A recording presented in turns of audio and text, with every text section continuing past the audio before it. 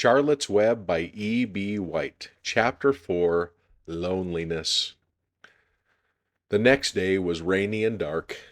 Rain fell on the roof of the barn and dripped steadily from the eaves. Rain fell in the barnyard and ran in crooked courses down into the lane where thistles and pigweed grew. Rain spattered against Mr. Zuckerman's kitchen windows and came gushing out of the downspouts. Rain fell on the backs of the sheep as they gazed in the meadow. When the sheep tired of standing in the rain, they walked slowly up the lane and into the fold. Rain upset Wilbur's plans. Wilbur had planned to go out this day and dig a new hole in his yard. He had other plans too. His plans for the day went something like this: breakfast at 6:30, skim milk, crusts, middlings, bits of donuts, wheat cakes with drops of maple syrup sticking to them, potato skins, leftover custard pudding with raisins, and bits of shredded wheat. Breakfast would be finished at 7. From 7 to 8, Wilbur planned to have a talk with Templeton, the rat that lived under his trough.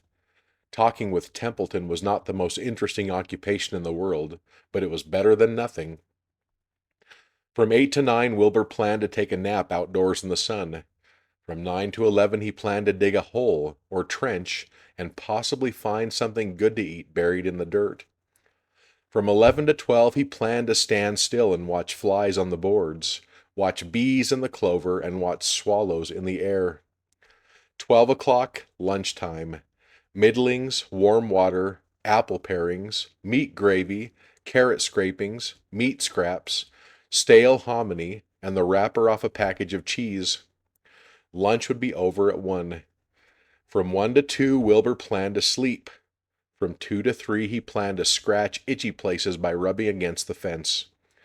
From 3 to 4, he planned to stand perfectly still and think of what it was like to be alive and to wait for Fern.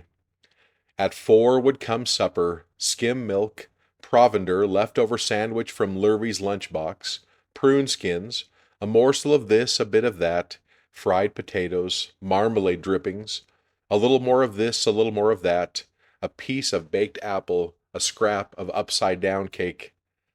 Wilbur had gone to sleep thinking about these plans. He awoke at 6 and saw the rain, and it seemed as though he couldn't bear it. "I get everything all beautifully planned out, and it has to go and rain," he said. For a while he stood gloomily indoors. Then he walked to the door and looked out. Drops of rain struck his face. His yard was cold and wet. His trough had an inch of rainwater in it. Templeton was nowhere to be seen. "Are you out there, Templeton?" called Wilbur. There was no answer. Suddenly Wilbur felt lonely and friendless. "One day just like another," he groaned. "I'm very young.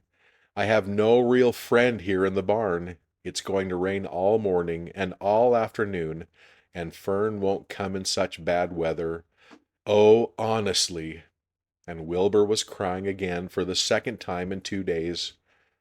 At 6:30, Wilbur heard the banging of a pail. Lurvy was standing outside in the rain, stirring up breakfast. "Come on, pig," said Lurvy. Wilbur did not budge. Lurvy dumped the slops, scrapped the pail, and walked away. He noticed that something was wrong with the pig. Wilbur didn't want food. He wanted love. He wanted a friend, someone who would play with him. He mentioned this to the goose, who was sitting quietly in a corner of the sheepfold. "Will you come over and play with me?" he asked. "Sorry, sonny, sorry," said the goose. "I'm sitting on my eggs. 8 of them. Gotta keep them toasty warm. I have to stay right here. I'm no flibberty-ibberty-gibbet. I do not play when there are eggs to hatch. I'm expecting goslings." "Well, I didn't think you were expecting woodpeckers," said Wilbur bitterly. Wilbur tried. Next, one of the lambs. "Will you please play with me?" he asked.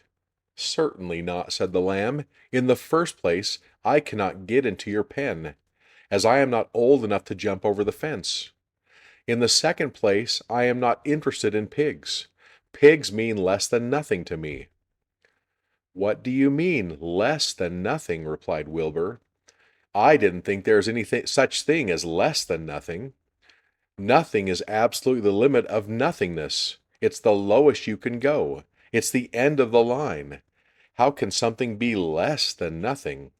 If there were something that was less than nothing, then nothing would not be nothing, it would be something, even though it's just a very little bit of something. But if nothing is nothing, then nothing has nothing that is less than it is.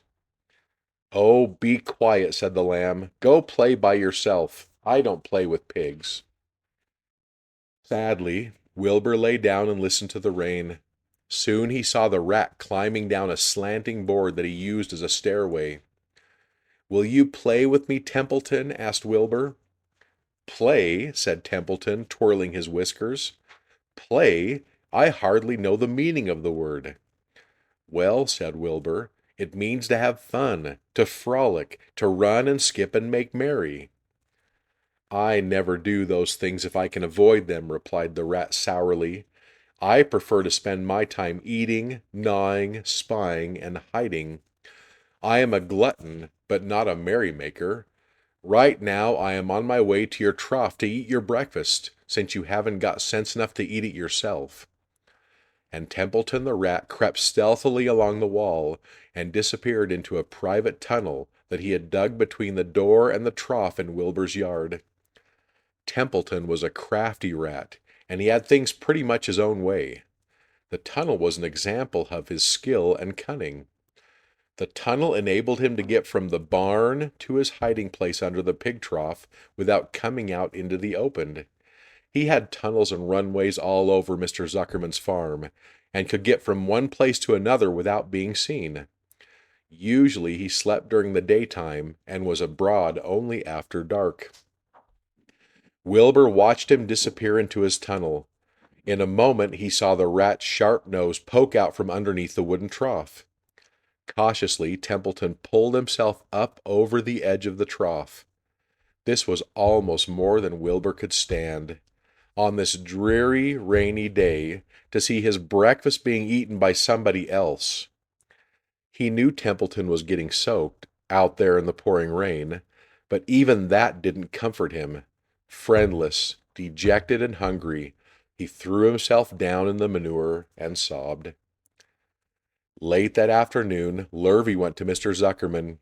"I think there's something wrong with that pig of yours. He hasn't touched his food." "Give him 2 spoonfuls of sulfur and a little molasses," said Mr. Zuckerman. Wilbur couldn't believe what was happening to him when Lurvy caught him and forced the medicine down his throat. This was certainly the worst day of his life. He didn't know whether he could endure the awful loneliness any more. Darkness settled over everything. Soon there were only shadows and the noises of the sheep chewing their cuds, and occasionally the rattle of a cow chain up overhead. You can imagine Wilbur's surprise when out of the darkness came a small voice he had never heard before. It sounded rather thin but pleasant. "Do you want a friend, Wilbur?" it said. "I'll be a friend to you. I've watched you all day, and I like you." "But I can't see you," said Wilbur, jumping to his feet. "Where are you, and who are you?" "I'm right up here," said the voice. "Go to sleep. You'll see me in the morning."